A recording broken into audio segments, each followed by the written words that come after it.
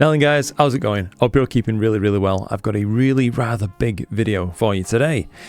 So, we're going to be taking a look first off at some one-shot color data with the dual narrowband filter captured through the Poseidon C Pro and the telescope that's on loan to me from First Light Optics here in the UK. The 10-inch truss tube carbon fiber Ritchie-Creti and the Stella Lyra.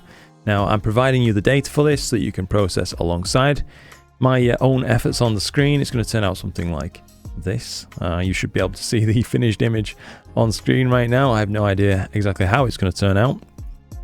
But, as I say, if you check the description box down below, I will make this data available to you so you can evaluate it in your own time, at your own leisure, and hopefully see if you like it for yourselves. And if nothing else, then do feel free to download it and just have a go at processing this data. It's going to be some good practice for anybody interested, I think. Now, aside from that, I've been using this telescope enough now in a few different situations with a few different sensors that I feel I can deliver some actual thoughts on it now with a degree of validity. So I've been trying to keep track of them by writing them all down for you, and I'm going to run through them right now. I'm just going to give you very roughly some positives and negatives and leave it at that. I don't really want to give you any drastic conclusions or anything like that because I just simply don't think it's my place to be telling people how to spend their money. That's your business. All I can try and do is give you the facts and the data to back it up so that you can actually evaluate it for yourselves. So without any further ado, I'm going to jump into this now. If you're not interested in this part, please do skip through just to the processing part. But for everybody else, let's dive in. So we're going to start off with the negatives, I think, and then we'll look at the positives. The first negative, realistically, is the weight of this thing. It is very heavy for a 10-inch class telescope. I don't want to say too heavy, but I also can't just call it reassuringly heavy. It's overall a truly observatory class instrument, I would rate it as. I would not want to be carting it outside every single night. Overall size is the next negative. It's massive. For a 10-inch scope, you would take a look at it and immediately think this is probably a 12-inch scope until you actually saw the primary mirror down at the bottom. But I have also noted that maybe that is mechanically required to get one of the positives that we're going to talk about in a minute, the collimation stability. Now, another negative, but also it's a double-edged sword, the open tube design. Great for thermals, pretty bad in a drafty environment like an observatory where dust can ingress in there quite easily. Because of my next negative point, it doesn't come with a cap. There is no way to actually seal this thing off. So my solution, it's a bit ghetto, but I've simply just bought a towel simply for the telescope that I drape over the end, and it does the job. It keeps it pretty free of dust, but still it's inevitable. A cap with these scopes, even a shower cap or something, would be a great positive to see in any future revisions. One quite notable one that's changed over the years, as I understand it from different visions of this telescope, is the primary baffle length. On older scopes, older revisions of this, it was way too short and it was kind of leaking a lot of light in, making calibrating your images nearly impossible. As it turns out, this one is still, I think, ever so slightly too short. However, it is very easily fixed with a cheap and available part sold by Buckeye Stargazer. I mentioned this problem to First Light Optics and mentioned also that they sold the solution. So they sent me one through for testing, and I can happily report the part is very well made, it's very well printed, and it just popped right into place and completely sealed up that kind of light leak, if you will. So, but still, it's something maybe you shouldn't have to do from factory, but there it is. And the last major negative for me before we get onto these positives is that stock focuser. As I've touched upon in the previous videos talking about this telescope, the stock focuser is just it's garbage. Do you know what I mean? If you are thinking about buying one of these telescopes, please do yourself a favor and budget for a focuser too. You know what I mean? Even if it means putting off like the purchase for a while, because you just won't be happy with that one. So now on to the positives. Anyway, on a lighter note, absolutely bomb-proof build quality, and I can't state that enough. It feels like you could do pull-ups from the truss tube design, and it'd still maintain collimation. I've walked into it, banged it with my head, all sorts of stuff, and every time I've gone, oh my god, and then the second thought is, ow, my head hurts, followed by, have I knocked the collimation out? No, I haven't. As much as I might have tried. It's extremely stable because it's built so well. I can't really overstate that one. Next positive, it is very, very sharp indeed, as I hope you've probably seen if you've been downloading some of the data that I've made available from this telescope. It really brushes up nicely. No real softness to talk about other than what you might expect anyway from imaging at such a long focal length from very, generally speaking, average skies like here at home. Next positive is again the collimation stability. I've collimated it properly once, and I have checked it since. It's never shifted at all, and that's through quite a large temperature swing. We've experienced a cold snap just recently after a very unseasonably warm kind of autumn as well, so it's probably experienced a delta of around about 20 degrees maximum, and it's still completely fine, nothing shifted whatsoever. That's great news. Now it's very resistant to temperature change based focus shift owing to that carbon truss tube design. I do notice generally I'm still in the habit of focusing perhaps too often for this telescope, but let's say if I focus on a night where it's -3 or something like that, then come back to it the next session, and it could be wildly different temperature, +5, it's probably a few steps out of focus, very, very little. Kind of hard to get used to be honest, it being so resilient to that focus shift, but very nice all the same. Next positive is that it cools very, very quickly owing to that open truss design.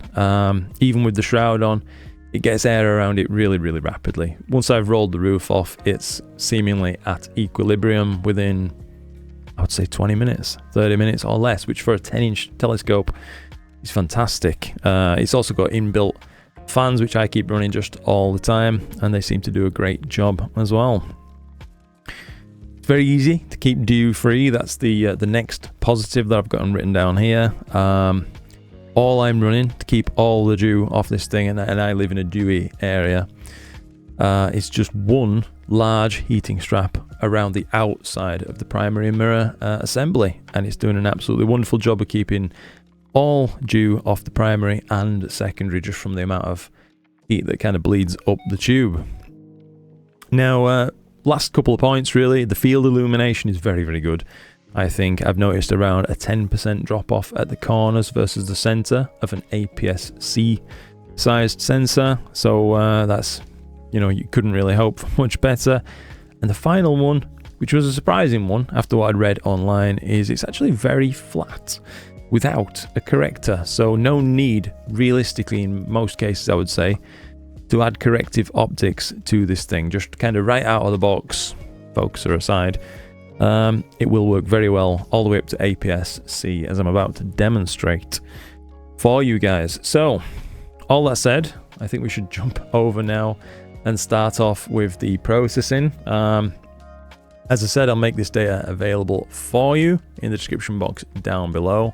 That's what we're going to be working with, and I will also make my tool set that I use for these images available too, just right there. So you maybe need to drag them in, right click and click arrange icons to get them all to pop up. If they don't automatically show for you, they will be on another workspace, just to let you know.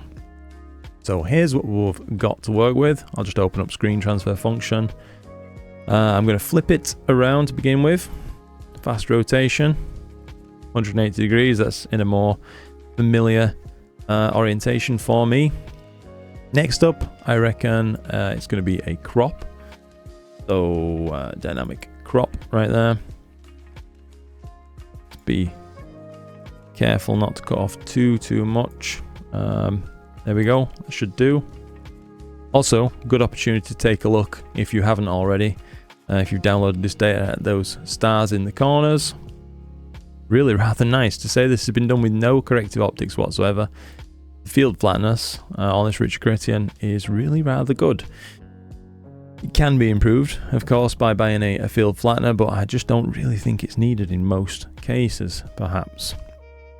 So my next step now, I've just released a video talking about this in the last few weeks, but if you just go to scripts now, if you've already got this added, toolbox and gradient expert, that's going to be the first thing I want to run on this thing. I'm just going to run it full defaults and we'll see what we get. Alright, so gradient expert has now finished. I'm just going to hit STF once again, and what a huge difference that is. It really is a wonderful tool. Since getting this, I've not actually touched ABE or DBE or even my old go-to, which was Astro Pixel Processor's light pollution removal tool. Instead, I'm just using Gradient Expert. It does the job. You know, it does it really, really well. So next up, BlurXTerminator. We are going to use all three of Russell Croman's absolutely fantastic tools throughout this process. I just want to take this opportunity to say thank you to everybody who's used my affiliate links for these. They're just down in the description box down below for anybody looking at these and looking to purchase them. If you'd like to throw some support my way at the same time at no extra cost to yourself, it would be hugely appreciated. So a huge thanks, guys, to everybody who's already used those as well, and to everybody who will. I appreciate it.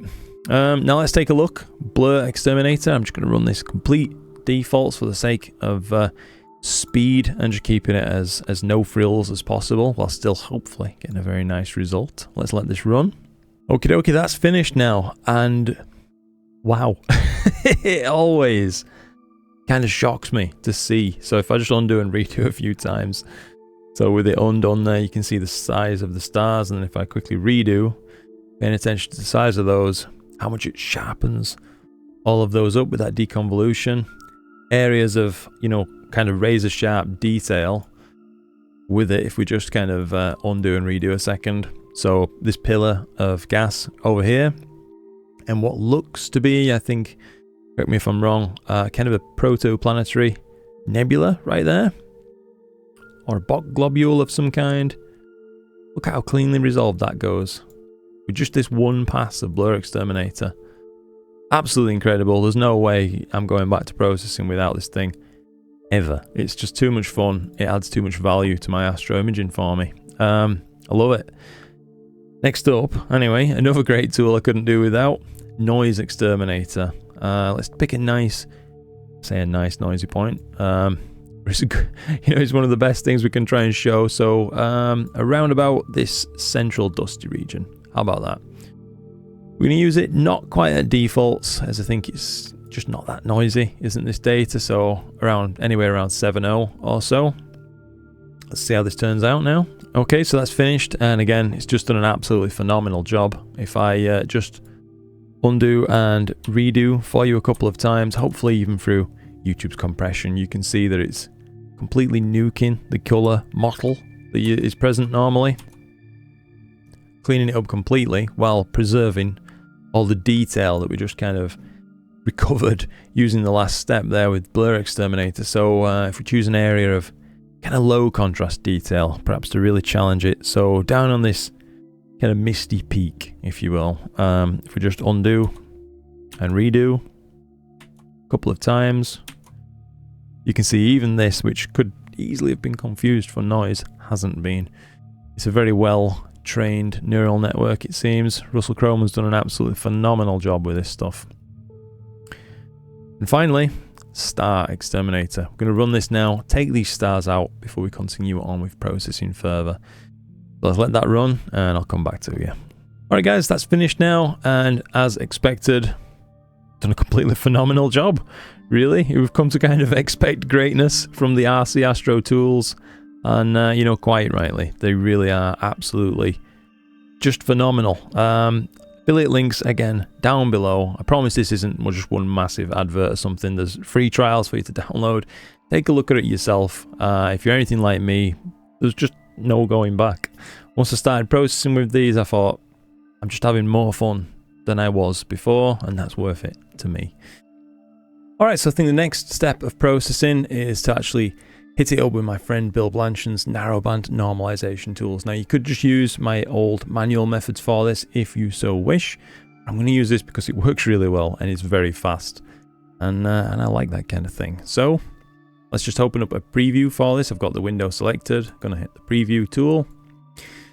We want the palette leaving to HOO for this. I'm going to use preserve, lightness mode, and in terms of blending modes, I'm going to leave it on mode 1. But I'm going to just turn down the blend amount ever so slightly to try and bias this image more towards those kind of reds and coppers that I'm actually looking for from this thing to begin with, before we actually need to do any further manipulations to the colors using masks and things like that. It looks to my eye around about 300 or so is working pretty good, but anywhere around there is pretty good, 0.30. Now I do want an Oxygen 3 boost on this to bring those regions up a little bit as we start. By 1.2, near enough, looks good to me. You don't want to kind of go too far with this and have it start to look almost cartoonish. Or maybe you do. It's up to you. It's your images. You process exactly how you want. I'm just going to show you how I'm doing it. But that was good. Anyway, as far as starting points go, so I'm going to hit the process that, and now reset everything down. Close that preview. Make sure this window is selected, and we're going to use GHS now to stretch this thing. So I'm going to go ahead and reset the the STF window. Open up GHS and make sure we've got a fresh preview on the go. Now I'm going to just hit it up initially by stretching with the stretch factor slider. I'm going to try and select a reasonably bright-ish region, not somewhere in the background, not somewhere in the brightest parts of the nebula. Around about here, it's fine I think for this. I'm going to use that as our symmetry point before further stretching. So that's looking, I'm going to say, like a pretty good initial stretch. Do feel free to try a few different areas for that symmetry point. See how you like it. See, actually, I like that region a little bit more, like that. So we're going to go with it. Reset the tool. Now I'm going to try and get rid of some of this grey kind of bias to the background by using linear mode and adjusting the black point just by dragging that slider across from the left towards the foot of this histogram spike. Now, depending on how much you stretched it in that kind of first step, this foot may extend all the way back here, and you don't want to really go biting into it as you're going to start crushing the blacks. That is to be avoided. Now, I think around about there looks good for my eye and my screen calibration.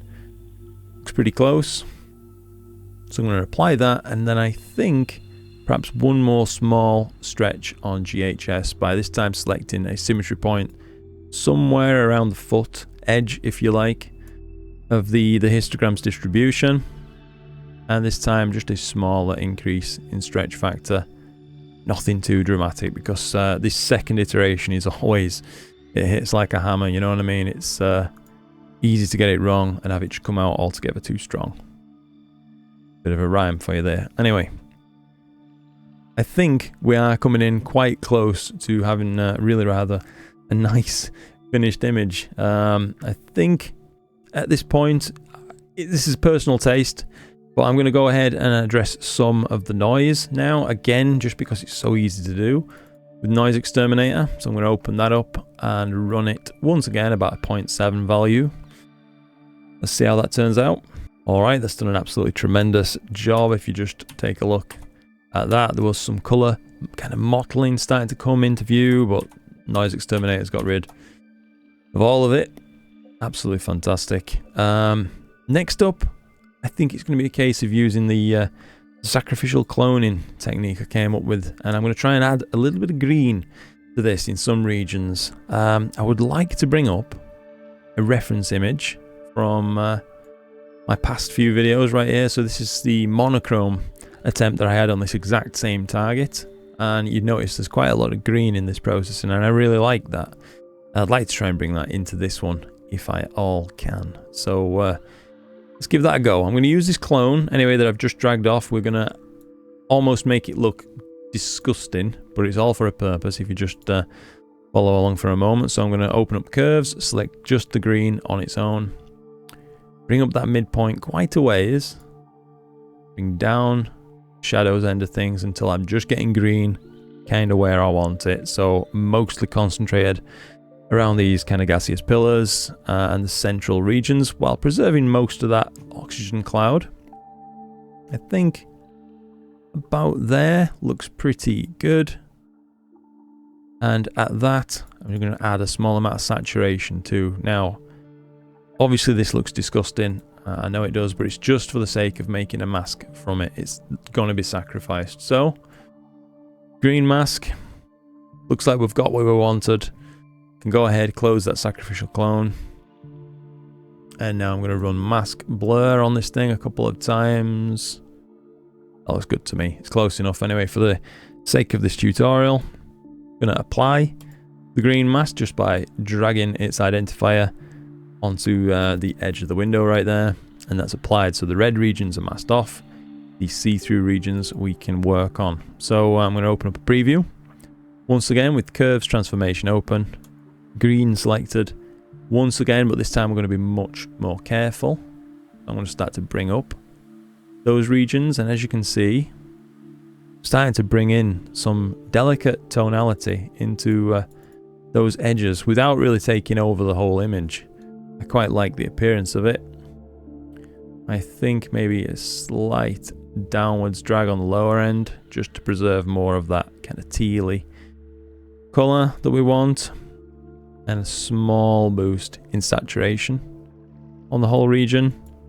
And for me, I know it's probably just a personal taste thing, but that looks a lot better having that touch of green in there. That's what I think. So we'll go ahead, reset the tool, close that down, and now I can get rid of that mask as well. I don't really need that anymore. And in terms of colour, it's quite a lot closer to that kind of monochrome image right now. It's more overblown, it's a lot brighter. I'm going to bring that back in check now, just by reverse stretching with curves really. So the RGB window selected, and I'm just going to bring it down just a touch in the mids. I wouldn't recommend using this to go to extremes, but it can certainly do a reasonable job with a kind of a negative S curve, just like that. If you just note, it's knocked off some of that intensity. It starts to look a little bit more kind of naturalized. I like that. And I think from here, we need to bring back some of that kind of blue region. So let's just try straight away with a blue mask and see if we get the regions that we want. Done a pretty good job, we'll go with that.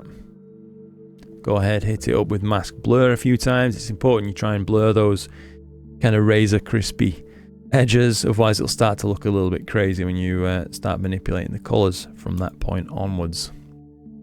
Once again to curves, we're closing in on the kind of finish now, I'd say. I'm going to apply some more blue into those regions.